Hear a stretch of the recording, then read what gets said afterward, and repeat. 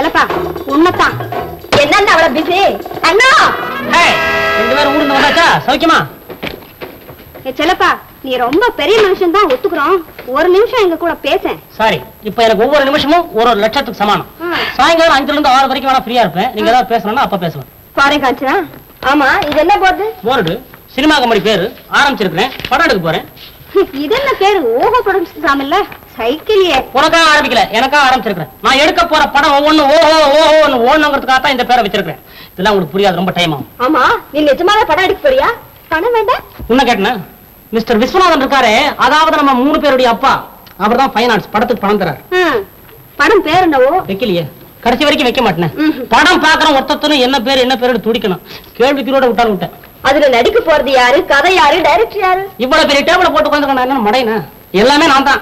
கதை வசனம், டைரக்ஷன், தயாரிப்பு, இது மாதிரி பல வேலைகள். ஆமா ஆபீஸ் பாய் கூட நீதானா? இறங்க கீழே இருங்க. இந்த கிண்டலா? ஆமா இவ்வளவு பேசுறீங்களே, கடைசியா நீங்க என்ன தமிழ் படம் பாத்தீங்க? We don't see Tamil pictures, only English pictures. அதாவது இங்கிலீஷ் படம் மட்டும் தான் பாப்போம். வண்டர்ஃபுல். இந்த மாதிரி சொல்றதா இப்ப ரொம்ப ஃபேஷனா போச்சு இல்ல? என் படம் வெளியே வந்தா தான் இந்த நிலைமையே மாறும். வரட்டும், நீ வேணா பாரு. ஒரு இங்கிலீஷ்காரன்னு சொல்ல போறான். We don't see English pictures, we want only Tamil pictures.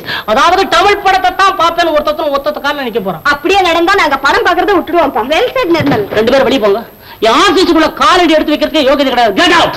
அவனோட நமக்கு என்ன பேச்சு? I said get out. போன. ஹே சலபா, you go ahead ரா. உன்னை புரிஞ்சுக்கிறதுக்கு உலகத்துல ஆளே கிடையாதுடா.